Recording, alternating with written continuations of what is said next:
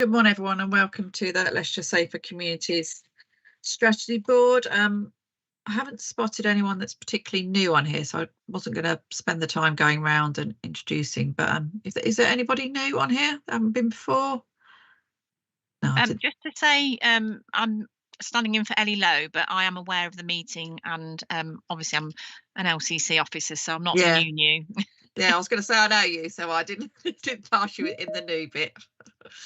All right, well, welcome everyone, and happy St Patrick's Day for anyone that's celebrating today. Okay, so have we got some apologies, Ewan? Yeah, we've got apologies from Mark Smith, Sharon Cook, Johnny Starbuck, and I don't think Gurjit's going to be joining us either. Okay, thank you. Okay, we'll go on to item 2, the minutes of the previous meeting, pages 3 till 10. Is there any issues of accuracy that anybody wants to pick up on the minutes at all? No, we all happy with those? Yeah, move those, Chairman. Lovely, thanks very much. Okay, on to item 3, matters arising. I didn't pick anything up particularly on here that isn't on the agenda. Has anyone else picked anything up that they wanted some more information on? I kind of looked through it all and it looks like it's either on here or it's in progress. There's nothing red, is there?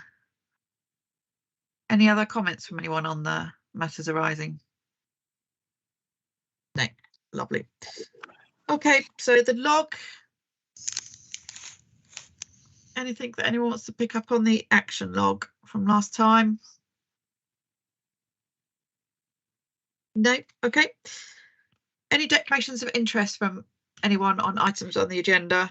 Yes, declaration from me, Chair, in relation to my work with the Crown Prosecution Service.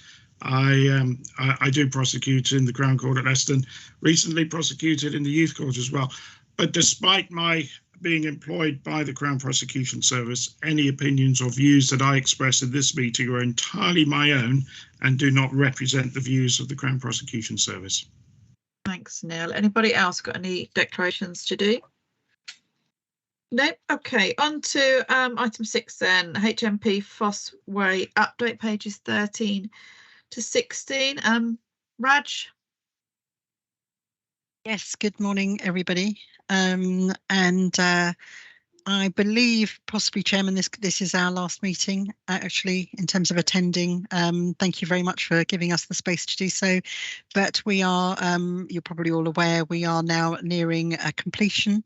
Serco are very much live. They are liaising with the councils. They've got a lot of their contact sector established, so it's all looking very good.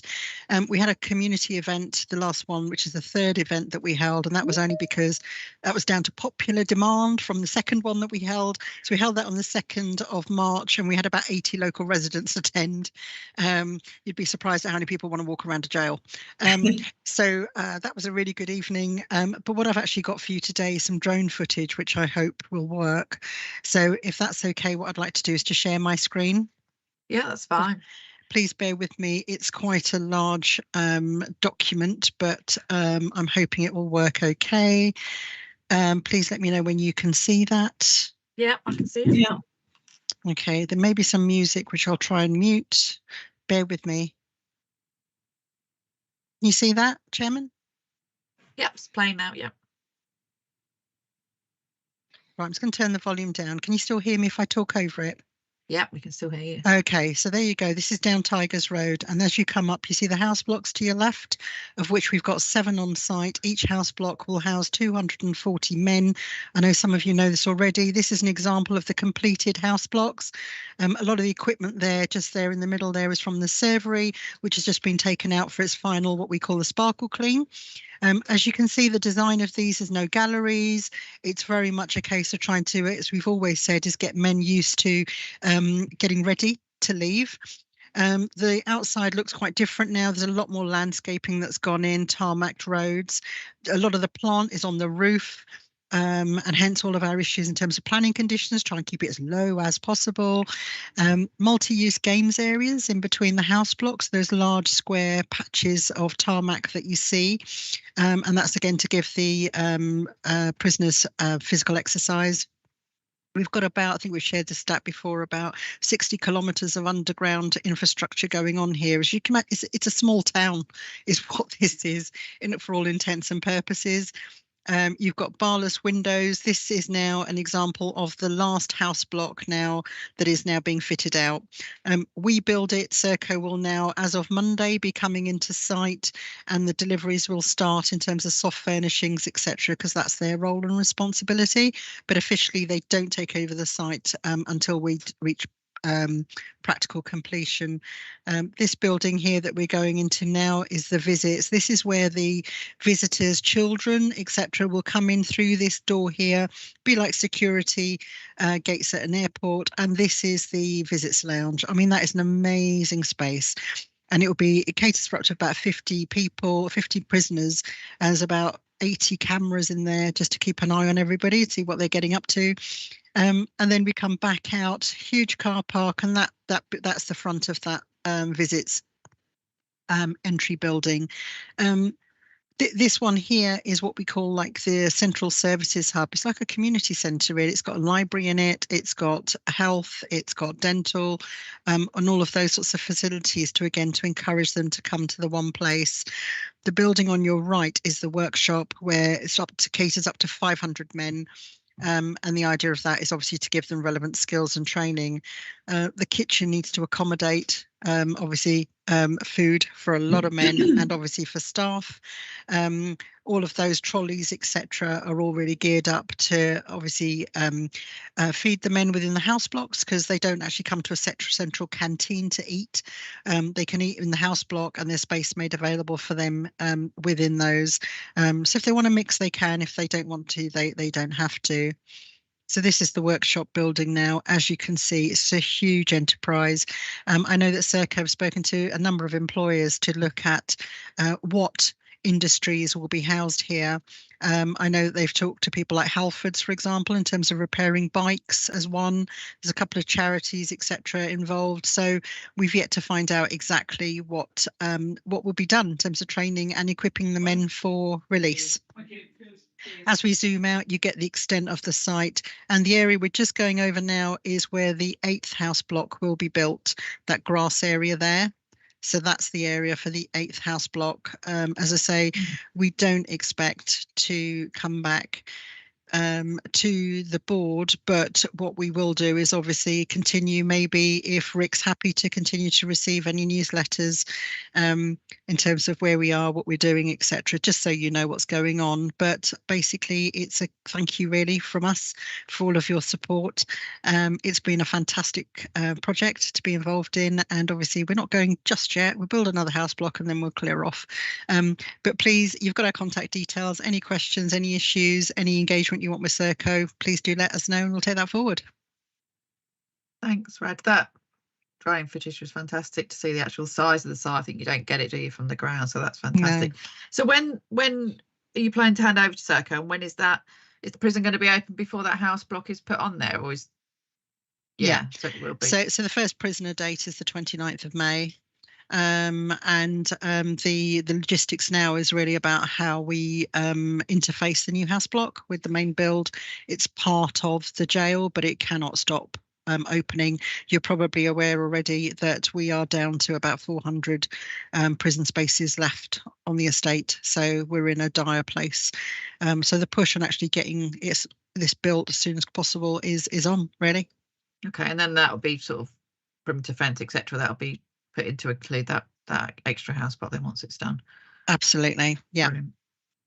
Excellent. Well, thank you very much for keep coming here and showing. I think it's been a fantastic project, and it's great to have actually seen it. Shame I haven't actually managed to get to the prison, so I'm probably not going to get there now, am I? But fantastic to see it. Any questions or comments from anybody? Neil. Yeah, thank you. Very impressive footage there. And you do get the feel about how it is like a small town being constructed. And you can begin to get the feel that it's going to look really, really smart. I was just wanting a little bit of clarification about where the classrooms are going to be for the education and training that's going on. We heard a little bit about the workshops and so on, and I was just wondering perhaps a bit more clarification about where the classrooms will be. So the classrooms are actually split, Neil, between the central services hub, which is where the library was, and also within the workshop. So it depends on the types of industry that's going in there as to whether they need classroom space as well to give the rather than the practical, it's the theoretical training as well. But I also know that it's Milton Keynes College that Serco have secured in terms of the actual training and education that's going to take place. So they're very heavily all over this site at the moment. Serco are in attendance probably about 3 days a week now, with all of their industry partners, etc., just trying to get familiar with what's going on. NHS obviously are here to set up. So we're full steam ahead at the moment. You can imagine the pressure on site. There is a lot of it. I'm sure, but you're doing a great job. Thank you for that. Appreciate it. No problems. Thank you, Neil. Rick? Just a big thanks from me to Raj for all the information that she's been passing and the liaison that's been undertaken. Yes, happy to take any newsletters, and I'll make sure that the board is kept apprised of those. Yeah, Lovely. that'd be great. Thanks, Rick. Thanks, Rick. Bob? Hi, Raj. Hello there. Hi, Bob. Do you have a date for opening yet? That's a $6 million question. I know it is. Obviously, it's a bit relevant for me for having some staff going in there. Of course. SCD currently is the 29th of May. First prisoner in, and the question at the moment is that we have actually contacted ministers' offices in terms of the official launch as well. So again, all of those things are currently in place, but yeah, SCD is currently noted as the 29th of May. Thank you. You should have been contacted, actually, Bob, if you've not been contacted already by HMPPS. No, we have. Yeah, no, we've got other work going on, other work streams. Okay. So yeah, who's overseeing that? Thank you, Raj. Cheers. Thank you. Raj, can I just check? Obviously, you said first prisoner. Do they come in blocks of prisoners? I'm just wondering, one person rattling around in that house block kind of was a bit, or do they come in blocks? Are they being moved from other prisoners, or are they new prisoners going in there? No, because this is a resettlement prison, Chairman, it's actually, they're coming from other prisons, so they're risk assessed to make sure that they're suitable for the environment which we have built. They're coming in groups of 40 to begin with. Okay. So, and again, not all on the same day, it's one of those, it's a phased approach. So to make sure that Serco are able to mobilise sensibly, really. So at the moment, the idea is 40 a week. If Serco feel, because based on their recruitment, which Anston's been really successful, that they can accommodate more, then again, it depends on the speed in which the risk assessments can be carried out, etc. Okay, and they'll obviously sort of fill a house block up first, I presume is the way they're going to do it, and then move on. And let's be clear, you've just seen what we've built. So, I mean, really, we're keen to make sure that these prisoners that go in need to be there to help us. That not everything is going to be fully functional, no matter how many times we test it beforehand. So it is going to be a case of working with them to make sure that it is fit for purpose, basically. Yeah. John? Yeah, thank you, Chair. Just to add our thanks to Raj, really, you've been an excellent development partner as we've been working through the project from Blaby's perspective. We did go down to 5 wells and see this model, and it is absolutely fantastic. So if there are further opportunities and the board does get opportunities, then please take it. It is really enlightening to go in and see how it operates. It is a fantastic facility, which I'm sure will meet the needs of prisoners in there. And just to reassure the board, we're also working very closely with Serco. We've got good relationships and a number of streams of activity ongoing, and we've just agreed to fund a shared housing post inside the prison with Serco, which will really help the resettlement of prisoners in their working towards their final release. So yeah, good relationships all around. So thanks, Raj, and the wider team. Brilliant. I suppose, John, it might be good from your perspective as well, sort of to come back to this board with a report yourselves about how it's running within the community and any issues. And so it'd probably be good for get an update from you at Blaby about how it's going. Is that all right? Yeah, absolutely, no problem. I can tie that in. Yeah, perhaps 6 months after opening, something like that. We can come with an update report. Yeah, that's fine. Because I think how it settles in within the community is really key as well, isn't it, moving forward? And that'd be great to have you back at some point with a report on there. Lovely, thanks, Raj. Really good to have you on board. So thank you for presenting to us. So take care. No worries. sure Thanks we'll- all. Have a good day. Thank you. Cheers. Bye-bye. Okay, we'll move on to item 7, youth justice, pages 17 to 20. So Carly, over to you. Thank you, Chair. Morning, everyone. I guess just on the back of Raj's presentation is just in terms of the youth custody estate, we have increased the age range up to 19 years instead of 18 to help with the pressure that's on the adult custody estate at the moment. But we are seeing that as really positive for our young adults and their transition onward. So that's just some context about how youth custody are supporting the pressures. But I have provided a report for everyone. I will just go through the main salient points in terms of it's the core youth justice. Over the last year, we've really focused on our performance and being really strong against our national indicators. So we've got low first-time entrants, low reoffending rates, and our use of custody is really low and remains low. We're ahead of our regional and national data, so that's great.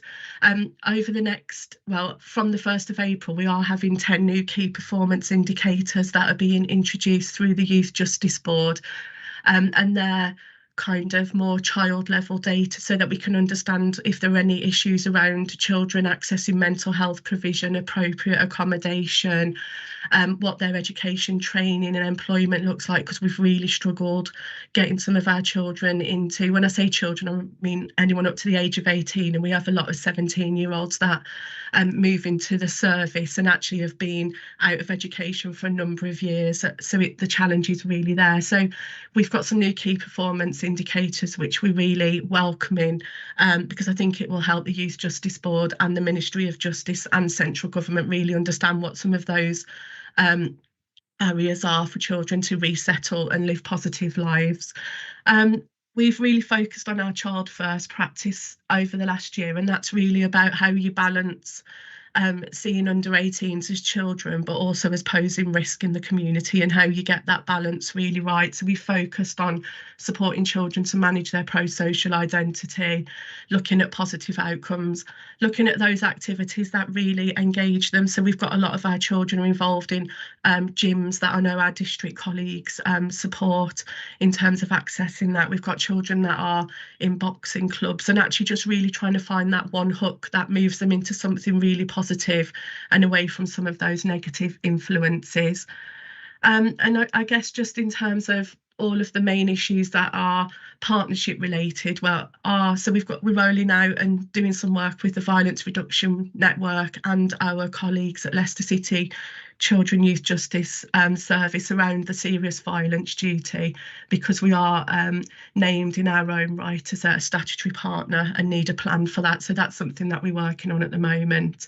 And we're just finalising our youth justice plan, which will run for 3 years with an annual update, and that will give board members far more detail about what we intend to do around areas of practice, of development, of risks that we know are on the horizon, and that will be available from June 2023 on our website. And I'm more than happy to come back and talk through that if anyone wants me to do that. It just needs to be ratified by overview and scrutiny and full council in April before we publish that.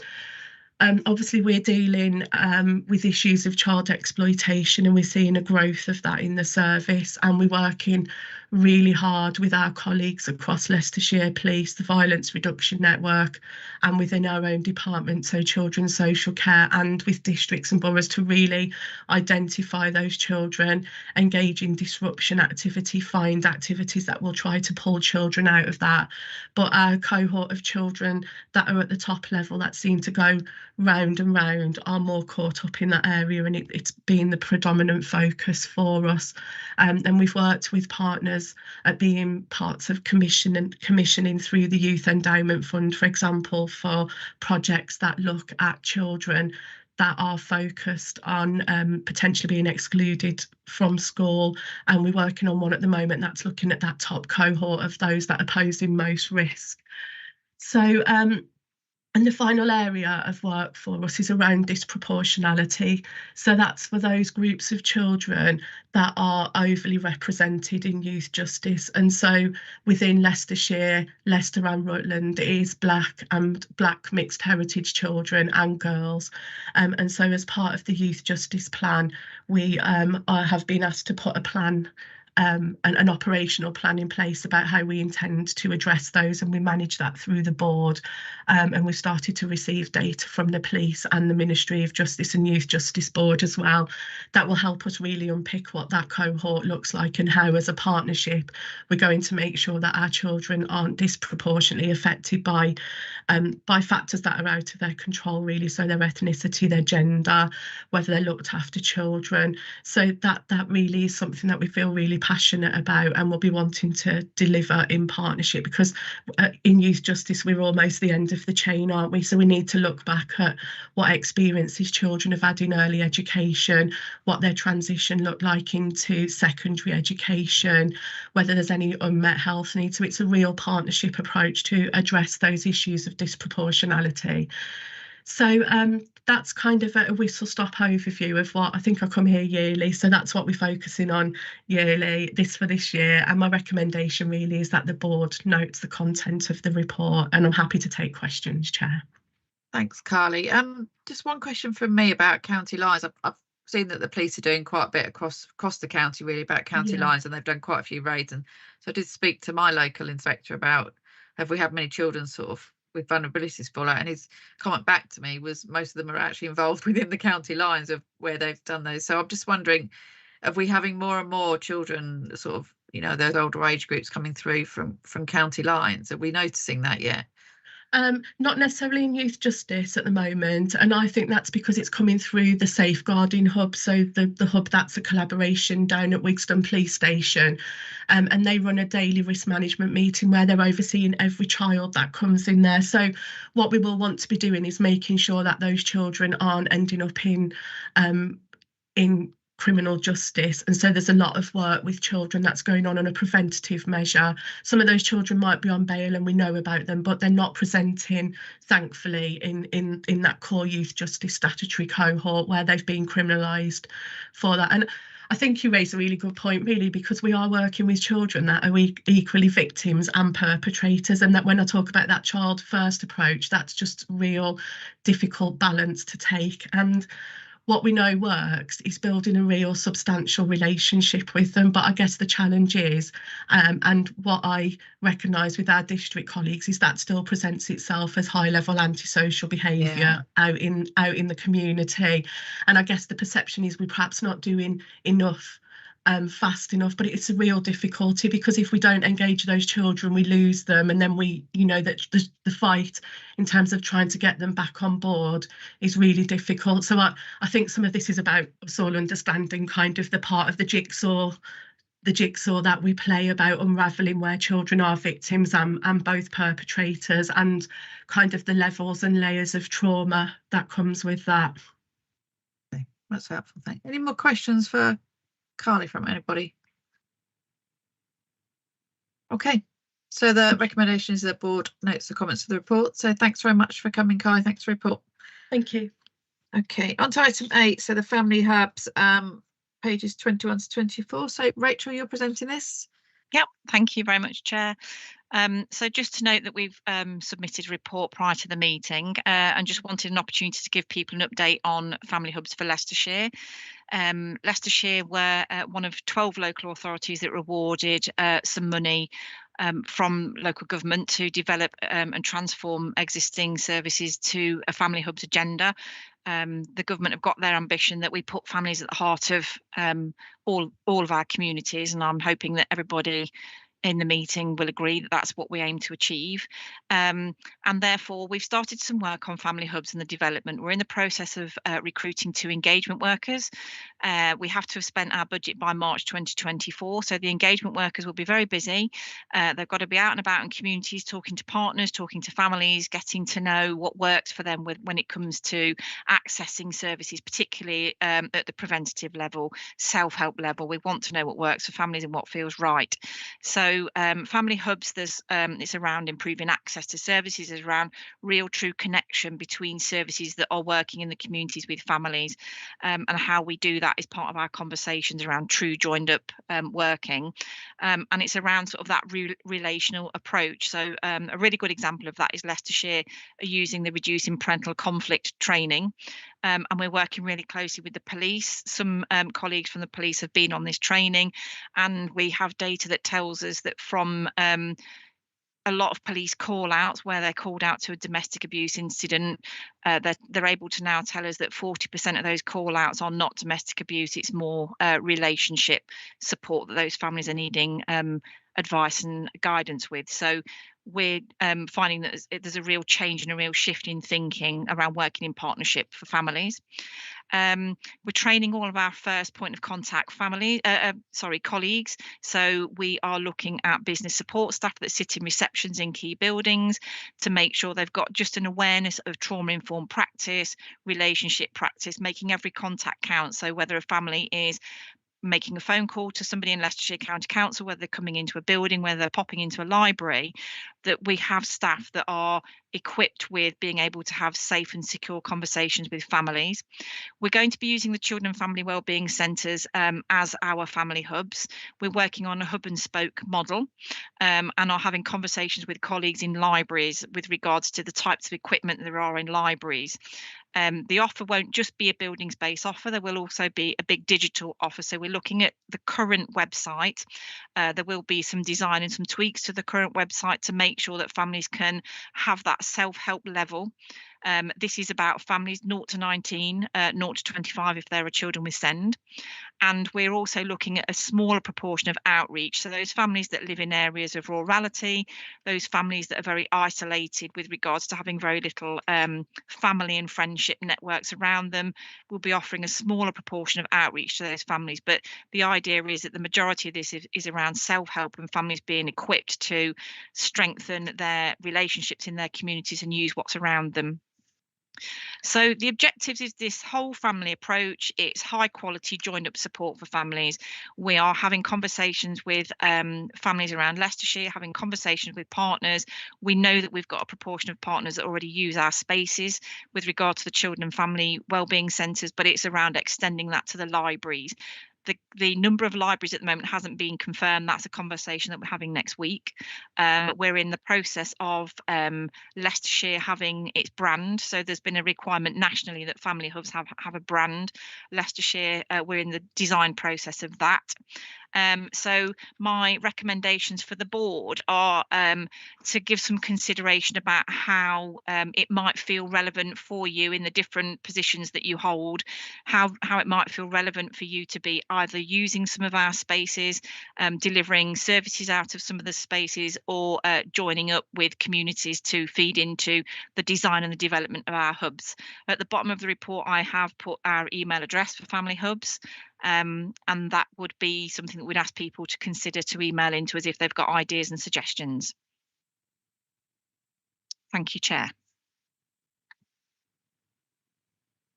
Just talking about sort of locations and stuff like that. You've mentioned obviously libraries and our family hubs. I'm just thinking about sort of district partners on here. Most of them have got front-facing offices and things like that, and the police have open desks and A&E and urgent centres and all that sort of stuff. Are we going to try and spread this around so all those sort of points of calls that people might go to for assistance? Absolutely. We named libraries first. I think it was because we've only got a year to make this happen. It's very quick and easy for us within the local authority to talk to partners in libraries to extend the building base. And then absolutely, it's those places where families are going to in their communities. We're hoping that the feedback from families and community partners do tell us exactly that, Chair, that it is we may have somebody that's going into the housing office in their local district council to talk about housing, but the idea would be that then that member of staff is the person that can signpost them to a whole host of other sites. Part of the digital offer will be around having tablets based in key areas. So it could be that we've got iPads in district councils where they could be signposted. So we're not using human resource, but they can go on and they can access the site, and then there's that element of self-help when they've been and seen the housing officer. So yes, absolutely, there's an idea it will roll out to key places. Brilliant. Any questions about this? So really great that we've got the funding to start with, but Absolutely. it's a quick moving beast, isn't it, to try and get this Yeah. up and running. So yeah, we're throwing everything at it. I have seen the branding and it looks really good. So hopefully we're nearly there with that. Yeah. Any questions for Rachel from anybody? I'm sure districts will be keen to sort of get involved with this within their roles as well. So I'm sure they'll be feeding back to you. So yeah, that email address there that's on the bottom of page 23, if you just make sure you've got that and feed in any ideas. Is that what you want, Rachel, from them? Just any thoughts? Yeah. Or Yeah. Okay, brilliant. Thank you. Okay, any other points or anything from anybody? Okay, thanks for standing in, Rachel. Okay, on to item 9, warning zone. Is Elaine here? Oh, yes, she is. Yes, hi. Hi. Hello. Over to you. Okay, great. So I've got there's a PowerPoint presentation. Is it possible to share that? I can get it loaded up for you if you like. Yep, okay. That'd be lovely. Thank you. Just give me a second. Great, yeah. Because basically, I think most people know who we are by now. We're a centre, Frog Island, and we've got if you some of you will have been and seen what we do. Some of you won't. So we've got like lots of zones with real life setups with situations where we talk about and explore with the children risks and staying safe, etc., both offline and online. Sorry. So yeah, I'm just sort of talking introduction before the PowerPoint comes up. Sorry, and since it's okay, since last time, I mean, we're getting back to 10,000 children a year, so about 80% of all the primary school year 6ers. So the transition before they go to year 7 and secondary school, etc. Still getting brilliant feedback. All schools want to come. The demand is much higher than our capacity, and we want to look at how we can maybe in the future open another warning zone sort of close here, but also maybe in other districts too. Okay, I mean, I can if I click on this and I just talk to it, can you still see me? Yes, we can see you. It's just coming. You can. Can you see that now? Okay. Is it possible to share the PowerPoint or not? Ah, yeah, brilliant. Okay, great. Is that the right one? Next slide, please. So that's the wrong one. I think that's the previous one. Never mind. Okay. Yeah. So that's just sort of numbers. They're still sort of really high, etc. I mean, I'll just talk about it. Hang on a minute. Sorry. Let's have a look. Sorry about this. Do you want me to have a go at putting it up? No, so honestly, I'll be there in a second. No problem. Where is it? Okay. Is that page down?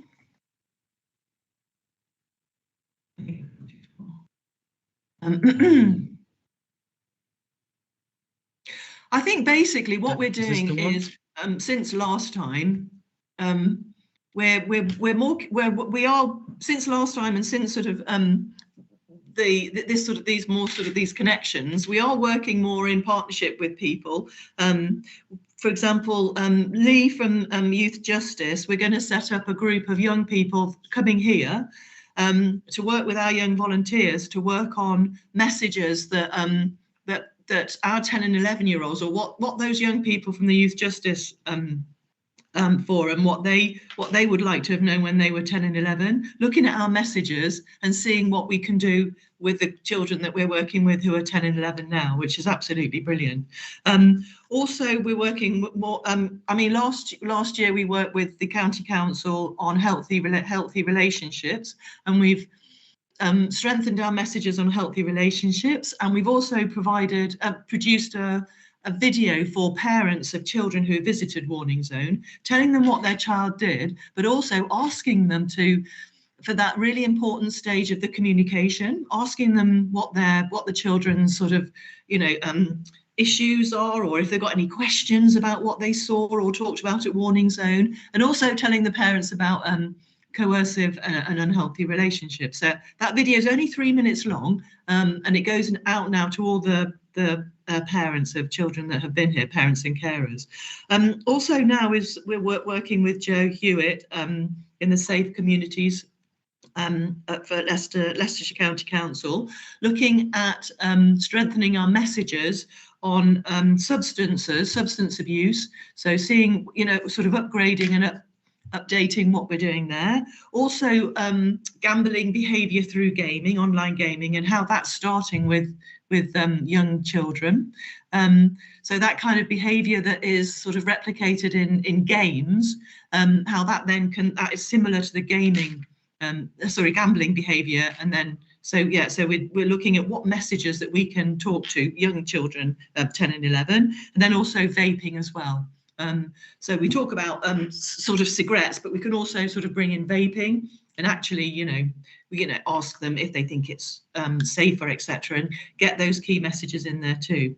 At the moment, one of our challenges is our volunteers. I think this is like a national, global problem, getting volunteers.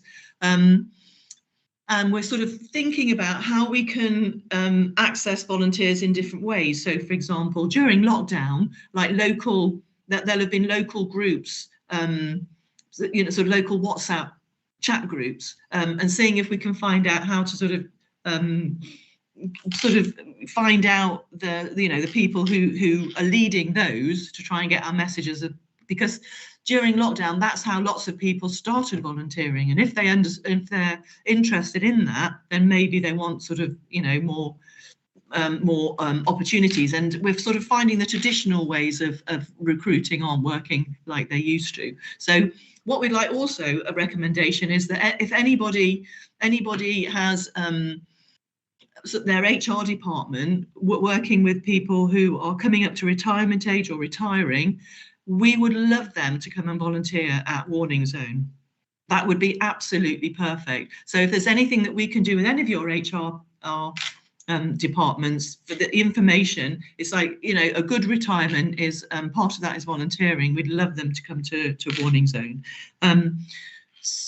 Okay, can you go back? I will be quick.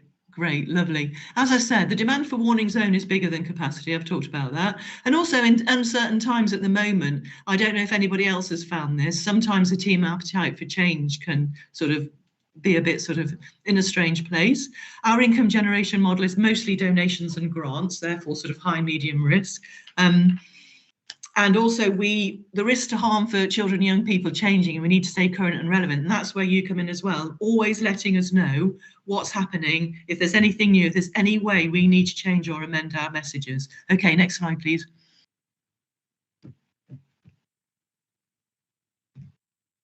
Yeah, I've gone through this. I mean, our numbers are going back up again, both here for primary schools and also the road crew presentation that we do for secondary schools. We go out to secondary schools, and we've been working with with professionals working in the Prevent arena. The Prevent funding, which we're going to find out a bit later, is changing at the moment. So we're in a bit of a, what's kind of going to happen to us at the moment.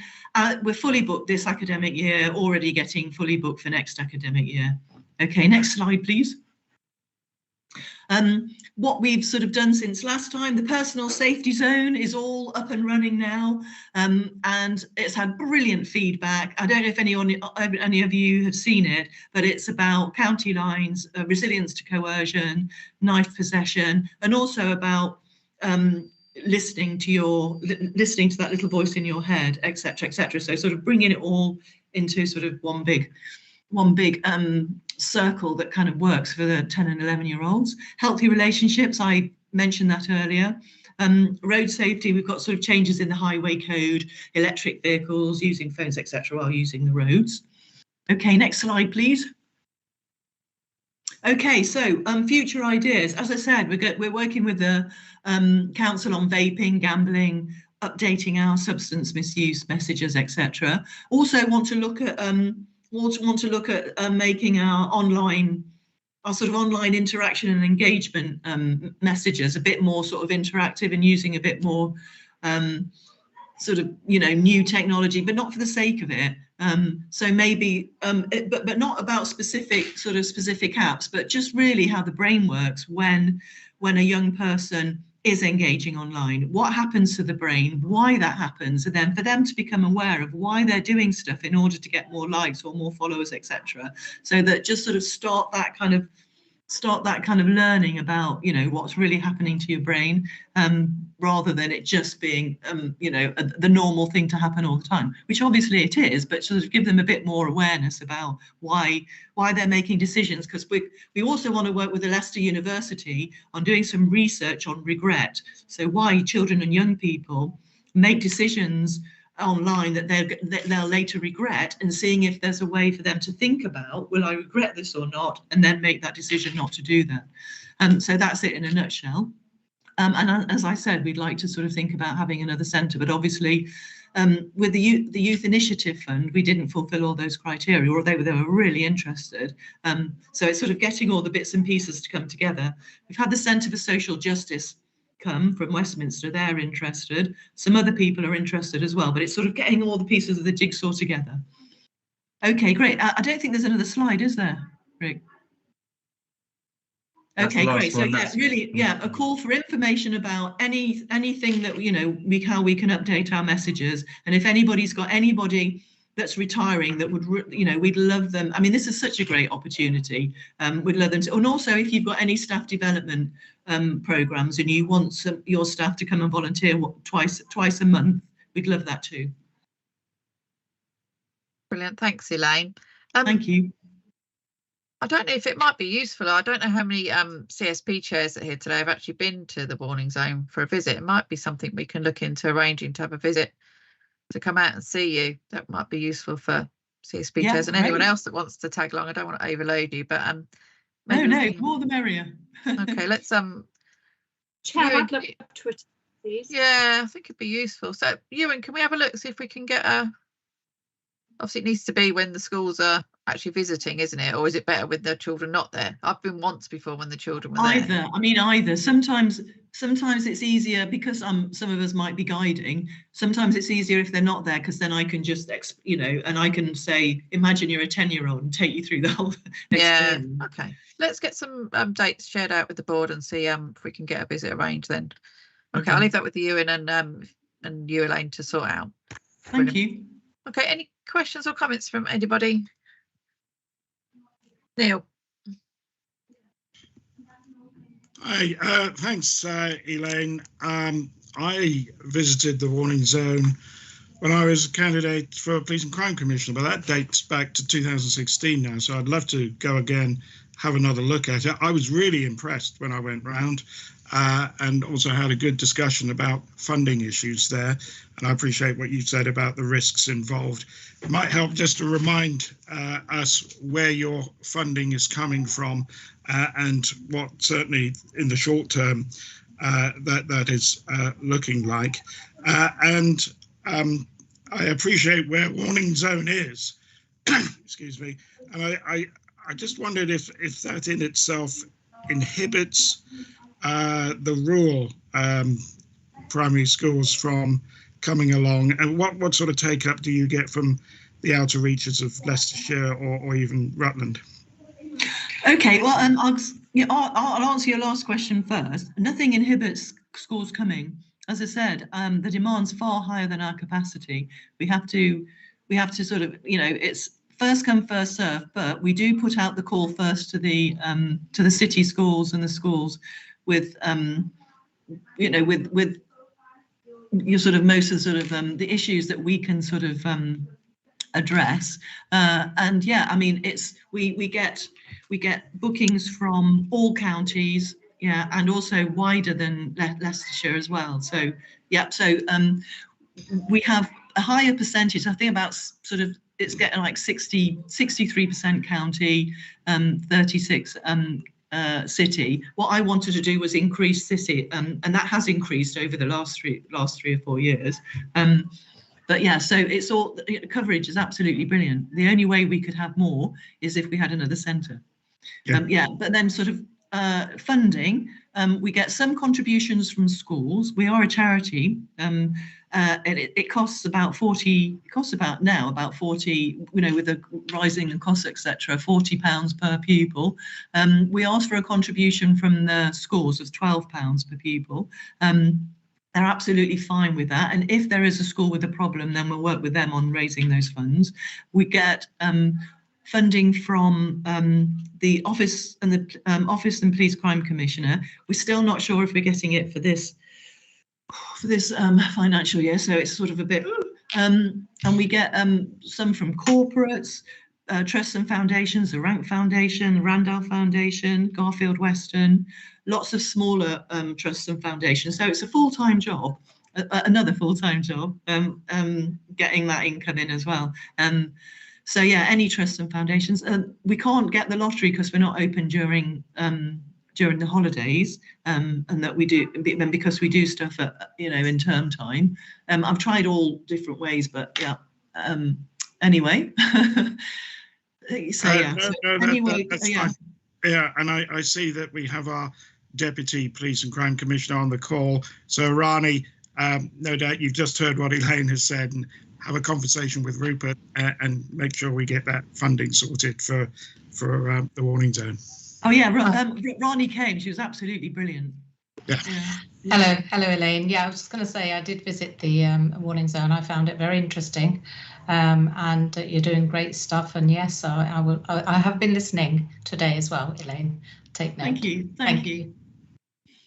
Elaine, is there any way you can open sort of during the holidays for parents to bring their children as a place to come and charge them for that for those that don't go through schools? Is that possible during that model, or is that not something you? Yeah, we did that after lockdown.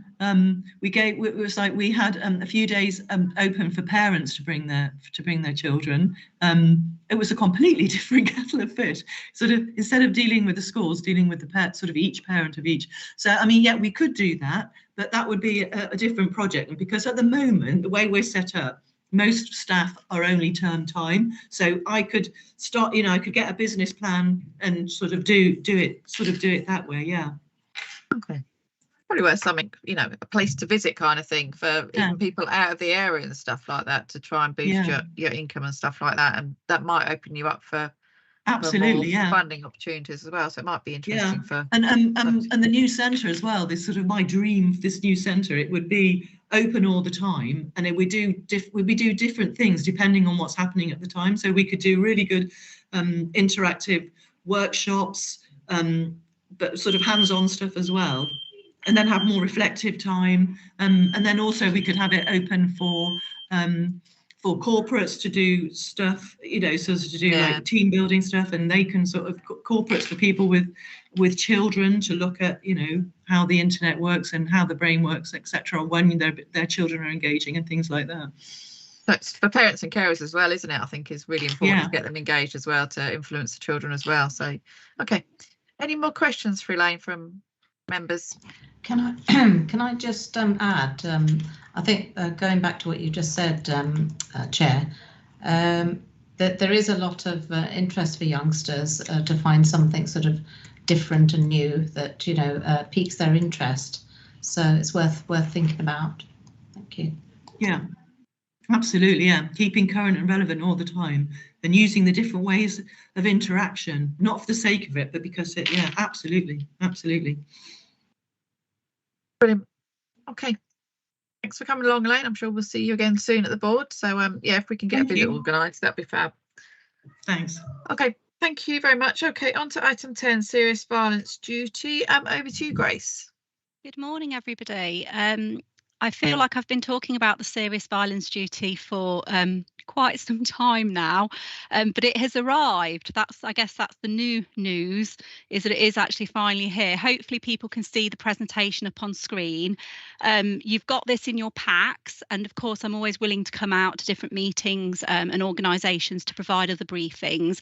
I will just take you through this fairly briefly and obviously give the opportunity to ask any questions, and right at the end I'll give you a bit of an update as to where we are as a local area with the new duty. So just by way of a reminder, The requirements of this new duty are very similar to the work of the Violence Reduction Network Partnership, except it places a statutory duty on the different specified authorities, which I'll come to in a second. So I guess what I'm kind of saying with that first line is this is territory that we're already in. So we're already compliant with the duty through having the Violence Reduction Unit funding. But as I say, the really important difference is that local authorities, police, prison, probation, etc., now have a legal duty to deliver what's already being delivered. And just a reminder of who the key players are in the duty. So police and crime commissioners aren't subject to the duty as such, but they have the authority, just like they do with other areas of business, to take on that convening role, to support specified authorities, to draw down and distribute funding, and also to monitor, how it's going and the outcomes that are being achieved. But the organisations or sectors that have actually got the responsibility, so the duty holders, so to speak, are health, local authorities, and that's at all levels, so district all the way up to unitary local authorities, probation and youth justice. So you heard Carly mentioning it. Youth justice, even though they're located within the local authorities, they have been named as a specified authority, the police, and then fire and rescue. And of course, you'll notice that it's all the usual suspects from a CSP point of view, so no change there. And then there's two sectors that are classed as relevant authorities. So that's education, that's kind of educational establishments such as schools, as well as local authorities, education departments. So it's kind of like the whole sector, as well as prisons and youth custody institutions as well. And those duty holders basically have a responsibility to consult with those relevant authorities in preparing the strategy, and those relevant authorities have a responsibility to cooperate with that process and the strategy itself. In terms of the duty, just like the Violence Reduction Network mission, really, it requires those organisations to work together to plan to prevent and reduce serious violence, identifying what the local drivers and causes are, and to prepare and implement a strategy that is aimed at preventing and reducing serious violence in the area. And then really important to this board is the Crime and Disorder Act requires CSPs to also have it as a explicit priority, because of all the work we've been doing locally. That's very much already in place. And then there's a list there of the different requirements within the legislation, but in a second I'll go through the key 4 requirements so that you're aware of not only what we're required to do, but what our local plans are as well. In terms of timescales, the good news is that although this commenced at the end of January this year, all areas in England and Wales have got a 12-month period to actually become compliant with the duty.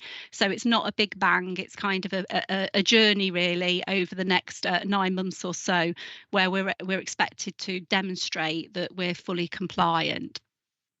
And then there are success measures which have been prescribed by government. There's 3 of them there. You'll notice that it either depends on police data or health data. They will be monitored centrally, but because of all the work we've done on data locally, we'll be able to monitor them locally as well. Just a reminder really to this board that the duty talks very explicitly about the public health approach, and in my eyes that's the bit that is a risk nationally of local areas missing. So the actual mechanical expectations of the duty are fairly straightforward, but the bit that we need to make sure that we retain a focus on is the approach that we're expected to take in delivering on the duty.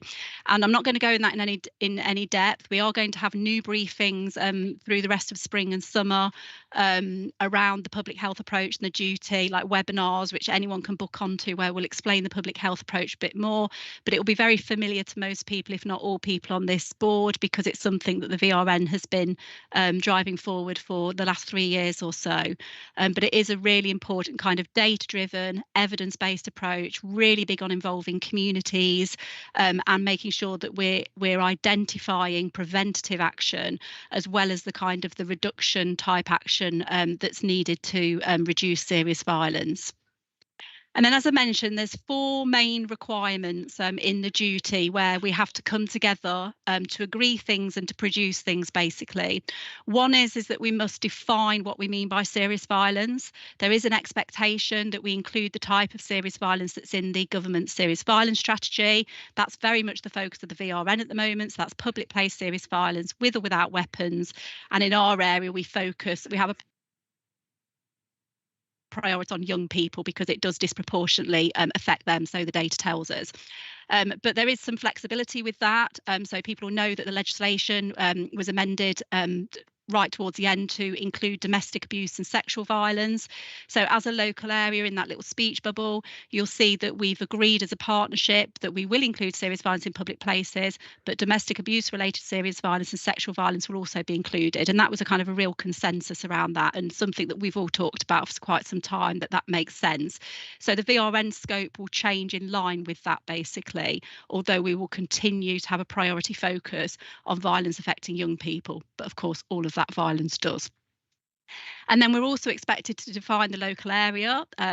So what is the geographical area of our partnership? And we've decided to go for a force, a police area footprint. So that's the whole of Leicestershire and Rutland, although we recognise completely that we also need to make sure that we've got locality-based responses in place as well.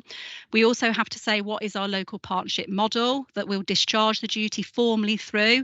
And it's been agreed that that will be the SBB exec. But again, like all of our partnership arrangements, we need to make sure that that's all connected with other boards, including this one. We then have to make sure that we understand the local issues through using data and insights. So now it will be a legal requirement for us to produce a strategic needs assessment. Board members will know that the VRN's on its 4th edition of the strategic needs assessment. So we will retain central responsibility for that and complete one at the Leicestershire and Rutland level, although breaking it down across those 3 areas. But this year we will also be producing comprehensive locality-based violence profiles for district and CSP level profiles as well, which we've kind of tinkered with, but as a team we haven't really had the capacity to do that in the way that we'd like. In a second you'll see the additional funding that's coming with the duty, albeit quite small, and we're intending to use that to really make sure that we invest at that locality level around kind of like the data, insights and evidence work. And then finally, we're expected to prepare, publish and implement a strategy. We already have the VRN response strategy, but with the definition changing and the duty coming in, we will be producing a brand new strategy this year with partners and with communities. And again, we've decided for the purpose of the duty that we will be producing one overall strategy, but we will look at how we can break that down and support localities to develop their strategies. Having said that, the consensus at CSP level seems to be actually the most efficient way of doing this is to have serious violence as an explicit priority within existing strategies rather than have standalone strategies, which makes entire sense. It helps us to connect the dots more than anything else. There's a summary there of the various deadlines that we have to produce things by. I guess the good news for all the partners at this board is that the ones in bold, so the partnership agreement, the SNA and the local strategy, are all being led by the VRN. So although we're dependent on making sure that we're still getting the data and that we're co-producing them, the legwork, if you like, will be done by the VRN team. And then just something about the additional funding that is coming down. You'll see in the table there the amount of allocated funds that we get in Leicestershire and Rutland. It's significantly lower than other areas that don't have the violence reduction unit funding for obvious reasons, because they're starting from really the position that we were starting in a few years ago now. However, we were quite pleasantly surprised to hear that we were getting some funding. The majority of that funding has to be used for labour costs rather than intervention funding. So the non-labour costs you'll see are more around kind of interventions and project work, and that's quite low really when you look at it across LLR. The specified authorities came together to look at how to use that resource, and they agreed that by the time if we were to distribute it across all the specified authorities, it would be too small to do anything useful with from a labour cost point of view.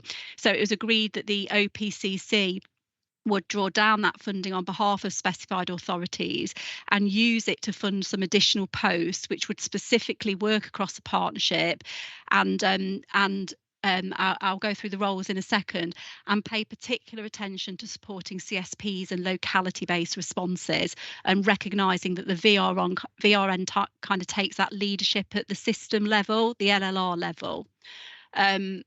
So if I just quickly take you through the additional roles which are currently being recruited through the OPCC, I'm sure people will be pleased to know that there'll be an additional dedicated data analyst who we fully expect to actually serve CSPs in terms of developing, or building on the work that the VRN's done, but building products that are locality based, basically.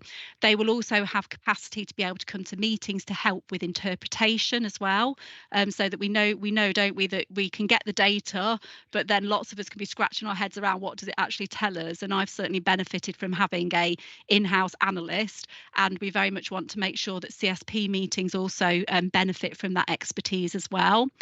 In a similar vein, there'll be 2 new partnership officers. Really importantly, they won't just be focusing on public place violence or domestic abuse, they'll be focusing on violence and vulnerability more widely. So Chair, you mentioned county lines earlier on. You know, we know that there's such a link between substance misuse, county lines, weapon carrying, you know, it's all connected. So we thought it would be a good idea to have partnership officers that work within that kind of network of issues, basically, with all those interconnections.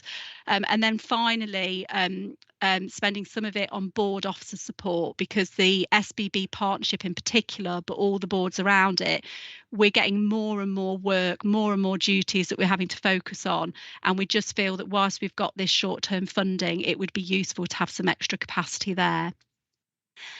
And then really quickly, in terms of the basic division of roles and responsibilities, I guess the best way of thinking about it, that top half of the grid, is that the VRN team will continue to have that kind of system level leadership around preventing and reducing violence.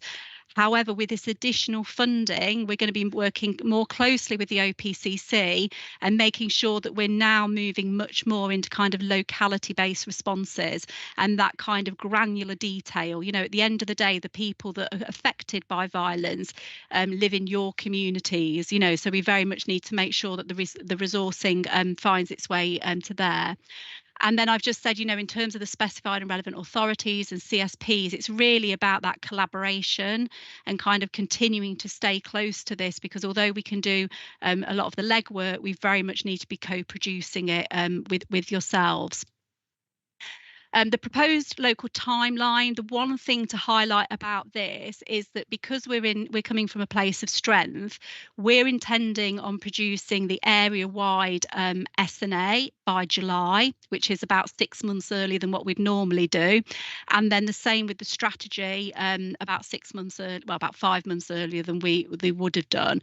And the reason we want to do that is because within this 12 months that we've got through the serious violence duty, we want to make sure that we've got that system level compliance, but we go which would satisfy the duty, to be honest, but then we go that step further and make sure that the locality based violence profiles are landing in localities, and also there's an opportunity to use that to update strategies, etc., at locality level.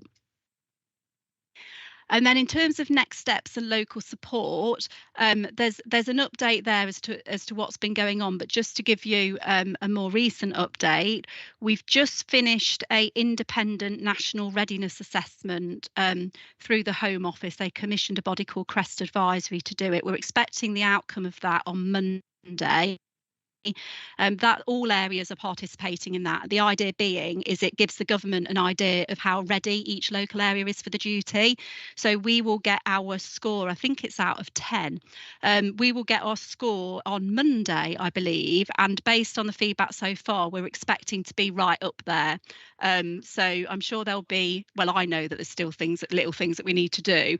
So I'm sure that there'll be some recommendations, but we're expecting a very healthy report to come through on Monday in relation to that. And I will share that. Given that it's just Monday, I'll make sure that Ewan gets an update on that so that you know what that says about our readiness. all our organisations now, all the specified authorities have identified senior responsible officers, and they've also identified implementation leads. We've scheduled an implementation group with all those leads for the next 6 months, might even be 9 months actually. In terms of an idea of what that implementation group will be working on, they will have oversight of the partnership agreement, the S&A and the strategy. So they'll be working with the VRN team, making sure that we're co-producing all of those things with your organisations. They will also be using the organisational self-assessment that we've developed in the VRM, which I'll be supporting them with. And through that, they will be able to do a report upwards and outwards on the state of readiness as an organisation, because although we're doing most of this in partnership, at the end of the day, the duty falls on individual organisations. So we need to make sure that, you know, that senior leaders and elected members are getting that assurance that, you know, every part of the system is ready. We are also in the VRN team doing a range of e-briefings as well as engagement events, particularly with schools, and we've got something going on with prisons next week. And so we will be making sure that those implementation leads are involved in that their organisations know about it, that specified authorities can attend those events. And then they'll also be working with the OPCC, making sure that those new resources that are coming on board are actually doing what you'd hope that they would do, and making sure that also that additional intervention funding, the decision making around that is democratic, and we make sure we put, albeit quite a small pot of money, that we do put it in the right place. You know, that and that might be a brand new project, or it might be increasing something that we're already doing. So that's it from me. Really happy to take any questions, and as I mentioned at the beginning, really happy to come out if you feel that a briefing would be useful wherever you're working. Thank you, Chair. Thanks, Grace. A lot of information in there, and I think you've set it out really clearly about what we need to do, and it's great to hear that we're sort of on the front foot going forward. I'll just quick question about the funding. This is just till January 2024, is it, the funding? And then is there any indication of what it is, or is this going to have to be absorbed into business as usual? Yeah, so it's 2 and a bit years of funding, so it actually ends March 2025. So it's a little bit longer than a lot of pots, but not much longer. And then yes, it's basically I think it's why there's such a heavy emphasis on labour costs, because it's about getting going really. You know, and they recognise that even VRU areas might change their definitions like we have, you know, so it's really just to get things moving, but absolutely we're meant to be mainstreaming it as business as usual. Okay, so we need to work towards that. Okay, yeah, thanks. And obviously we've got CSP chairs on here. I just wonder their thoughts about whether they feel like they know enough about it, that they're up to speed on it, and what other support they need. But a report will be coming back to this board when it's the oversight board regularly for this anyway. Yes, absolutely. I can liaise with Rick. I mean, without what I would suggest as a minimum is that we come back towards the end of the calendar year to do an assurance report around, yeah, we've done everything that we've said we've done. We've ticked all the boxes that we need to tick from a compliance point of view. Okay, brilliant. Thanks. Lee. Oh, thank you, Chair. Yeah, we had a briefing from Grace at our last CSP meeting, so we're all aware as partnership group, and also from an officer perspective as well. So we had a similar presentation from Grace a few weeks ago. Thank you, Grace. Thanks, Chair.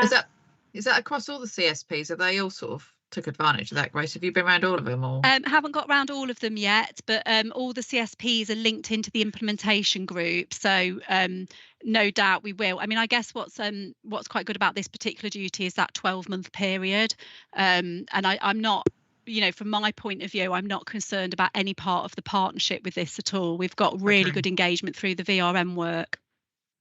Okay, and hopefully we'll be having another CSP conference as well in October, so that'd be good to probably come back there as well if we can get that set up for you to come back there and speak at the conference.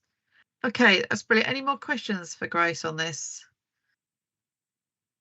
No? Okay, brilliant. Okay. Thanks a lot, Grace. Nice to see you again. Thanks, Grace. On to item 11. Prevent the independent review. Is Ian? Ah, there you are. Over to you, Ian. Yeah, I'm here. Thank you. just while I'm loading the slides, I have been to this board before, and I'm assuming everybody knows who I am, but just in case, I'm Ian Stubbs. I'm the Regional Prevent Advisor working for the Home Office. But for the East Midlands, I'm talking whilst I'm trying to find the slide, so apologies if it's a bit. Can we see that? Yeah, that's up on screen. Yeah. Lovely. I've only got one screen, so if there are any questions, if you can please shout out, because I won't be able to see hands. So yeah, I've been asked to come along and just talk about the independent review of Prevent and the government response. I'm going to try in the space of 15 minutes or so to summarise over 200 pages of documents, so it's quite difficult. I think most people will be aware, obviously, the independent review of Prevent was commissioned by the Home Office. It's not our report, and I think that's important to say. There's an assumption often that it's actually a government report, but it's obviously an independent report written by William Shawcross, but commissioned by the government. It's quite comprehensive, 188 plus pages. There are 34 recommendations within the report. The government have decided to accept all 34 recommendations, and they can quite well, from my perspective, in terms of presenting this, be split into sort of 4 key guiding principles. So what I'm going to do is talk a little bit through those guiding principles and some of the recommendations within the report, and then I'll take any questions at the end if that's okay. I will try and flick through this quite quickly because it's a lengthy report and I don't want to take too much of your time. So the first principle is that Prevent should go back to its first principles and reassert its overall objective of stopping people from becoming terrorists. There's a lot of commentary in the report that over many years, Prevent and the Prevent duty guidance has sort of resulted in quite a lot of mission creep into areas that isn't and aren't within the CT space. So Prevent is, as you're aware, part of the government counter-terrorism strategy. The work that we do within Prevent should sit within the CT space and not be working in areas of cohesion and integration. And I think a lot of the, particularly some of the project work, but in general, a lot of the delivery has sort of crept into those areas. And now that's not to say, and we're not saying that there isn't value in that work. Clearly, there is a significant amount of value in that work. All we're saying is that for a relatively small pot of money from a government perspective, this work needs to concentrate on preventing people from being drawn into terrorism and not on wider cohesion and integration work, which sits within the central government under DLUC and Michael Gove's portfolio. So within that first guiding principle, there's a lot of talk, and probably the most contentious issue within the report, I would guess. Well, probably two most contentious issues are on this slide. So a focus on ideology. So the definition of terrorism within the UK is that it is ideologically driven violence. So we shouldn't be working in areas that aren't ideologically driven. And that this should be reflected in the Prevent duty guidance. We are in the process of redrafting the contest strategy, and the new iteration of the Prevent duty guidance will fall out of that, obviously. And a lot of the redrafting of both contest and the Prevent duty guidance will reflect the recommendations within the independent review, obviously. And that we should only fund local projects and CSOs that directly address radicalisation. So that talks to the point I've just made, that actually a lot of our project delivery was probably more integration cohesion work than CT related work. So we're very keen now that our projects focus more on depth over breadth. So working with smaller cohorts of more vulnerable people over longer periods of time to move them away from that route to radicalisation, rather than the broader brush sort of going into a school and delivering an hour-long workshop to a whole year group or that type of work. So we're looking at sort of smaller group work with more vulnerable people. There's also a lot of talk within there about limited use of vulnerability. So he talks a lot about vulnerability versus susceptibility to terrorism. It's a bit of a nuanced point, I think. Shawcross's view is that not all terrorists are vulnerable. Some people some people have agency and make a conscious decision to take part in acts of terrorism or radicalise other people, and it's not necessarily due to a vulnerability, whereas a lot of the language within the current prevent duty guidance talks almost entirely around vulnerability. I sort of understand the point he's trying to make, but I do think if we're not careful, it moves away from the safeguarding element, and I think we want to stress that actually prevent is fundamentally around safeguarding individuals away from and moving them away from committing acts of terrorism. It also talks about introducing a security threat check, which is going to be a strategic internal discussion, just to ensure that whatever work we commission within the prevent space is tackling is proportionate and reflective of the current extremism and terrorism threat within the UK. So almost sort of the check and balance to make sure that what we're doing is focusing on the ideology and focusing on the CT threat, which I think is important. Within the ideology space, there's a lot of talk around focusing on Islamist terrorism. Again, I think that's what people are hearing within the report, but actually if you listen underneath and read in detail, it talks about focusing on whatever the ideological threat is, and that currently the enduring threat within the UK is Islamist terrorism. Therefore, that's where the main focus should be. I certainly wouldn't disagree with that point. That said, it's a national report. That's not relevant everywhere. So whilst it may be relevant, certainly, obviously, in the context of LLR, it's relevant in Leicester City. It's not necessarily relevant in Leicestershire. So I think whilst as an overarching strategy nationally, we need to emphasise that local activity and local threat mitigation should focus on whatever the local threat is, which is obviously informed by the CTLP. There's some talk around thresholds. Are we applying proportionate thresholds, and are we applying the same thresholds across all ideologies? And we've just started quite a large piece of analysis to make sure that we are.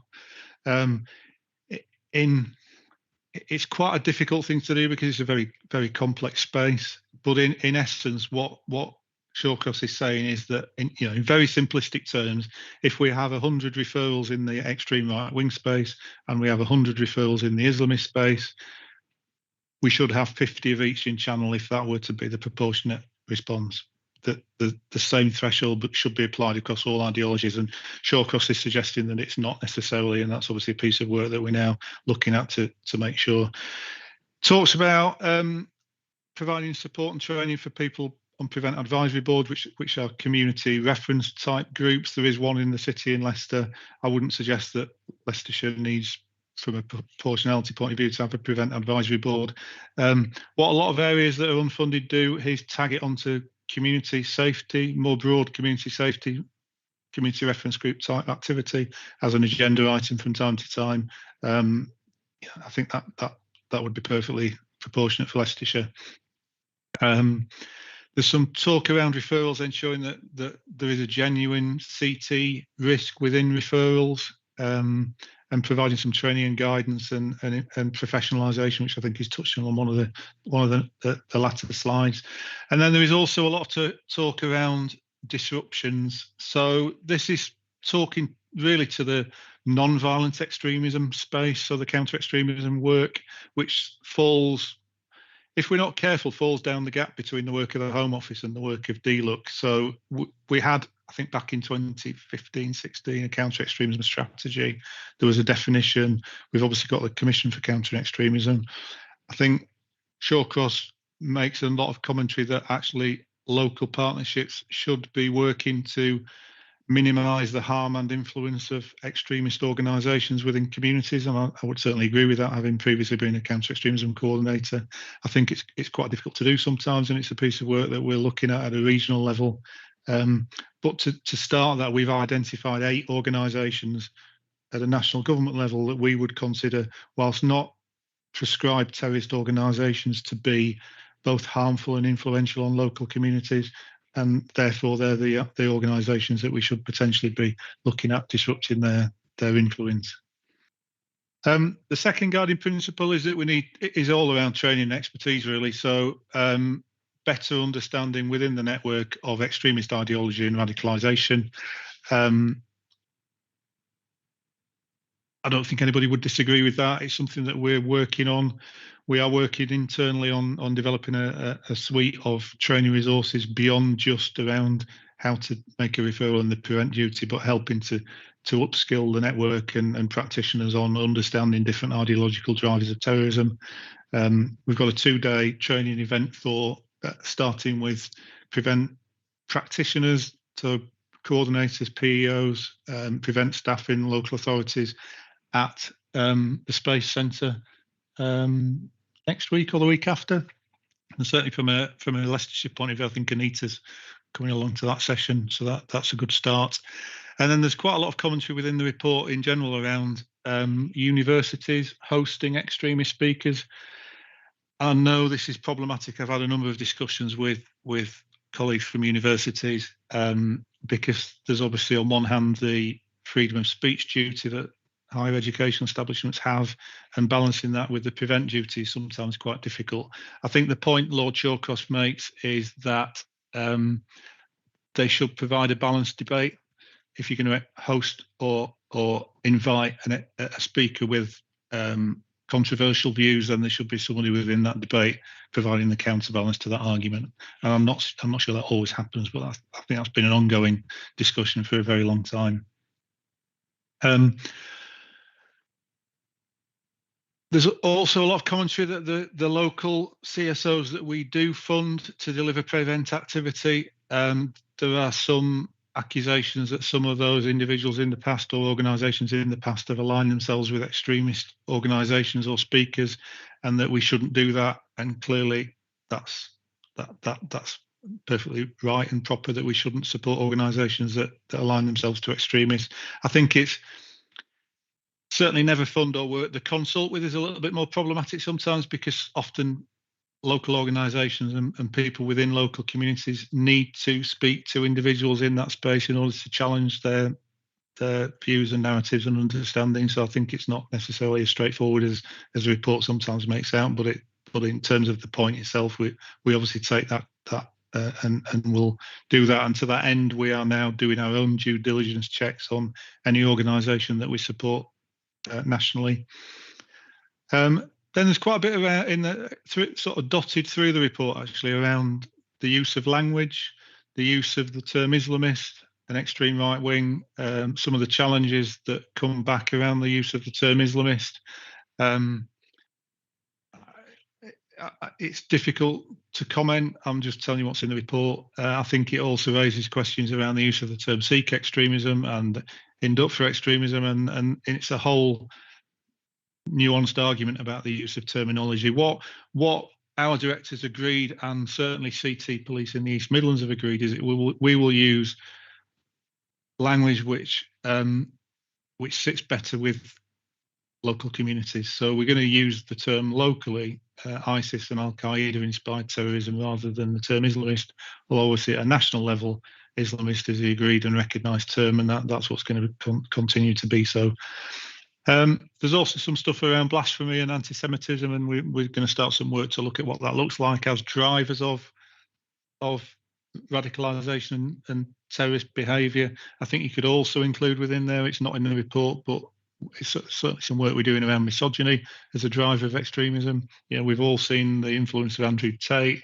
We've got the incel movement, and where does misogyny sit? We've just been talking about, you know, violence reduction. And I think it's, you know, you can't separate all of these areas of work into separate pots, because there are obviously huge crossover. The third guiding principle is around improving prevent delivery. Regionalisation is a key driver of that within the report. Clearly, I'm not going to disagree with that, given that I'm a regional advisor and I'm only sitting here because of this recommendation, I guess. I do feel that over the last 18 months and speaking to colleagues within local authorities across the region, we do feel like we have a real sense of a team, an East Midlands team within the prevent network across the region, and we're just now developing that with members as well. And Joe, I know you were at the first elected member network session in Nottingham a couple of weeks ago. So I think we're in a really strong place in the East Midlands. I know that practitioners from across the region do talk to each other and share good practice and explore opportunity to work together on a regular basis. I think that's really good. Just on that point, what we are doing is reducing the number of areas that we fund. So currently we fund 42 priority areas nationally. We're going to cut that to 20.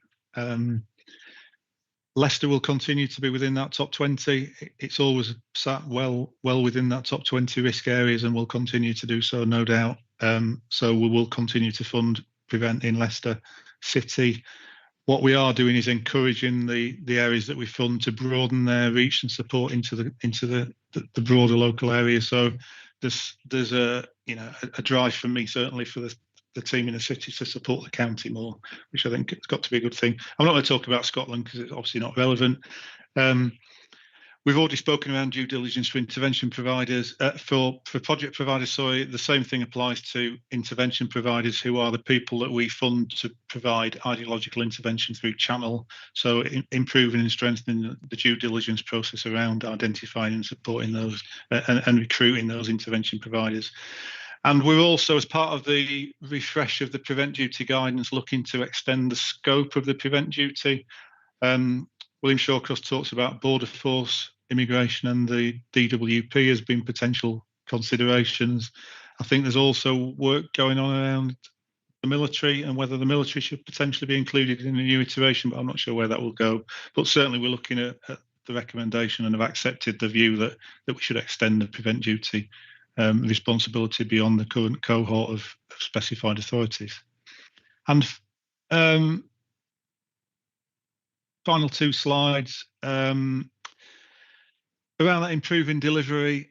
So there's some stuff around better data, well, changing the data retention protocols. So particularly for individuals who have had no further action, so have been referred to Prevent but not met the threshold and not been adopted. Currently CTP retain that data for 6 years, and we're looking to reduce that data retention. Again, it's a difficult balance, isn't it? We look at cases like the Soham case a few years ago, and there's lots of cases that have come through case reviews where sharing of data between police forces and partners has been problematic. So actually reducing that data detention on one hand, but you've got to balance that with people's rights to privacy, etc. We need to work to improve public confidence in the policy, which will affect friend, family and community referrals. We get very few referrals from friends and family. We do get a spattering nationally. Generally speaking, they're very good, because if you get to the point where you want to pick up the phone and refer a friend and family member or somebody from your community into Prevent, then those concerns are probably very genuine. So we would encourage that. We're also looking at some channel evaluation work. I'm not going to touch on Dovetail because it's not relevant to Leicestershire. And then the fourth guiding principle is around two areas, really. It's around public trust in effect, but one is around challenging disinformation about the system.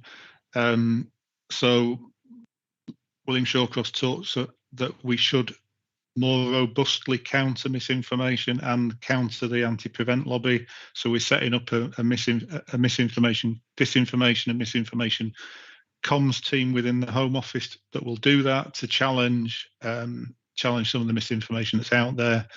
And we're also setting up a standard and compliance unit, so that any individuals who feel aggrieved by the way they've been dealt with by the system will have some recourse to an independent body within the Home Office that can investigate and challenge the way that their particular case has been handled. That is a very, very quick whistle-stop tour, Chair, of a very complex report. So I do apologise if I've sort of skipped over some areas that people might have wanted to speak in more detail about. But the slide on the screen really talks about where we feel that the changes we're going to make will leave Prevent. So a more transparent, efficient and sustainable programme with independent oversight, improved delivery and better collaboration between partners across the board, really. So that's I'll probably leave it there if there are any questions. Thanks, Ian. Yeah, I did ask at the beginning of the meeting, did everyone read every single page of the review, and no one put their hands up, but I did go through the whole document. I didn't read it all, but I did go through it. And what struck me really was some of the case studies that are in there about the recent terrorist attacks that have happened over sort of the last 10 years. And I suppose for me, it's what the feedback I got from that was people know how to work the system to their benefit to get through what they need to get through to get out the other side. So that really struck me, and I suppose that's the whole public confidence, isn't it, that the prevent strategy does work. And I don't think people have got that confidence at the minute that by referring in that something will be done. So I suppose for me going forward, it's how we reassure people across LLR to have confidence in the whole of the prevent strategy. So I suppose it's what we can do locally for that. Yeah, I think the report suggests that the fact that a number of individuals who've gone on to commit terrorist acts have been at some point referred to prevent as a failure of the system. We within the system very strongly disagree with that. Our director is very strong on this point, and I completely agree with him. It would be the same argument as saying that a criminal who's been to prison goes on to commit a further crime. That means the police are.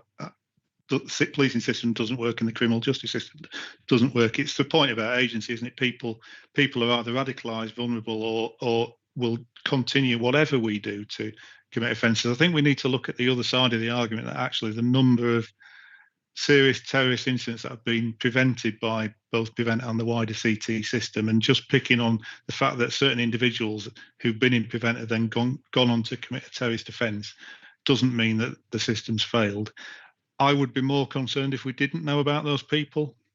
That for me is where the system's failed, because we've not identified them in the first place. The fact we've identified them, but collectively the partnership and services haven't been able to change their behaviour sufficiently is, you don't get that from the review, do you? I mean, no, unfortunately, you don't get that at all. So it's what we can do locally to make sure that message is out there. I think put that message across is key. Is people who work within the system. The report is the report, isn't it? I think if the more I've read it, the less the more I probably agree with the overarching principles as a practitioner. I think it's not necessarily presented in the most in the best way to land locally, if that makes sense. I suppose that's what we can do locally, isn't it? How we get that right message across locally. So we can do that with a partnership. Okay, any other questions for Ian? I take it you've all read it. Neil. Yeah, thank you, Ian. It is a very comprehensive and informative report. I think one of the biggest challenges which you recently highlighted is the misinformation and the attempts to denigrate the work of Prevent, and the challenges through social media that comes about. And I see that as one of the most important things to tackle, because if that public trust is somehow inhibited or damaged, it just infects the whole program. So that really is, for me, where a lot of that work has got to be addressed, to ensure that we combat that misinformation and be robust about it, and to mark those successes. It's not just because there is a failure that adds to that, well, Prevent isn't working, damage to public trust. It should be the successes that are marked so that we can say, actually, it is working. Thank you, Chair. No, I completely agree, and I think we are certainly trying to start to do some of that. I think there's been a reluctance in the past to directly challenge some of the anti-Prevent lobby narrative that we see. Some of the cases that you see online today go back 10, 15 years and were debunked 10 or 15 years ago as completely untrue, but they're still out there and still put forward by the anti-Prevent lobby as fact when actually it's fiction. I think that's really important. I know we spoke at the council network meeting in Nottingham a couple of weeks ago about the need to be more agile in terms of communication. So I think, you know, I work for the government now, but I used to work for local government, and I think we've always been tied to a certain extent, because the people who put out the misinformation do so on social media at the click of a button constantly, whereas as statutory partners and local government and central government, there's a whole bureaucracy of sign off to get to a point where we can put a message out to challenge that, by which time we're 3 messages further down the line in terms of what it is we need to challenge. I think we need, you know, young people and the people we're trying to influence don't read leaflets and log on to council websites. They read Instagram and TikTok and Snapchat, and that's where we need to get to, isn't it? But I'm not sure how easy that's going to be to achieve, but I'll keep pushing the door. Yeah, and that ability to be agile, so important. Yeah, and I think that's something we can look at more locally, isn't it? In our own areas, about how we get that message out there. We're more able to do that locally with less hoops to jump through to put a tweet out and stuff. So, yeah, maybe we should come back to this and look at about what we're doing locally, or what more we could do locally within our own areas. So it might be something that we have on the agenda in the future to have a discussion about what we can do. Just on that point, Chair, I know I mentioned it at the network meeting in Nottingham. I've invited our comms team to come. It probably won't be the next one, it'll probably be the one after, and we'll do a piece with councillors around comms and what support we can offer. But obviously, then you need your own channels in order to be able to push that message out. We can create the content, but we're not able to disseminate that locally. And that's something we can bring back here after that regional meeting, which I think is really good, actually. So for members aren't aware, we've set up the East Midlands Regional Prevent group, that all the main people around the table, they're the lead members as well as officers. So I think that was first meeting was a few weeks ago, wasn't it? So yeah, going forward, hopefully that will bring a lot more information for us back locally to do. Okay, any more questions for Ian? No, okay, nice to see you, Ian. Thanks very much for coming. Okay, on to item 12, the Safer Communities Performance 22-23 Q2. Over to you, Rick. Thank you, Chair. Never good to start off with an apology, but I'll give one nevertheless. Most of you would have noticed that the report does actually say Q2. It's actually Q3. I've referenced Q2 throughout the report. I can assure you the data is for Q3. Just going through it, I've already circulated the report, but I'll go through the highlights. Total crime is on the increase, having shown a decrease over COVID. Both burglary, domestic and commercial, and vehicle crime are all going up, albeit fairly steadily. Violence with injury rates, which had shown a sustained rise, are now levelling off, in actual fact. Domestic abuse, the key performance indicators you'll see from the report do still reference the waiver contract. We are currently liaising in relation to the new contracts, which is in fact 5 different contracts, which I will endeavour to get a performance report in relation to those to the next board. In relation to the youth justice performance data, that remains unchanged from the last report, albeit it is positive. And we'll soon be adding adult reoffending data to the dashboard as well, thanks to support from probation. The MARAT repeat referral data, which has been referenced in previous reports, has stabilised at 36%, and it has been 36% for the last 3 quarters. And the final thing that I want to mention as a highlight is ASB. The general trend is downward in relation to ASB. Police data is showing a slight fall from last year, but there's a larger reduction actually shown on the Sentinel partnership system, which local authorities actually utilise. What I would emphasise there is there are certain localities that are showing an increase in ASB, so that is a general trend. Those are the highlights I'd pick out. I'd have to say that the Q3 report is very similar to the Q2. There's not really been much of a change. I'm happy to take any questions. Thanks, Rick. And obviously you've got the link in there to the actual dashboards for people to drill down into their local areas if they want to, and certain crimes. Yeah. Any questions at all for Rick? No. Okay, thanks very much, Rick. Okay, on to item 13, any other business? I haven't been notified of any other business, so item 14 is the date of the next meeting, which is on Friday the 30th June at 10 o'clock, and we'll see you all then. Okay, thank you very much. Take care. Thank you. Bye. Bye. Thank you, Chair. Bye. Bye. Yeah. Bye, everyone.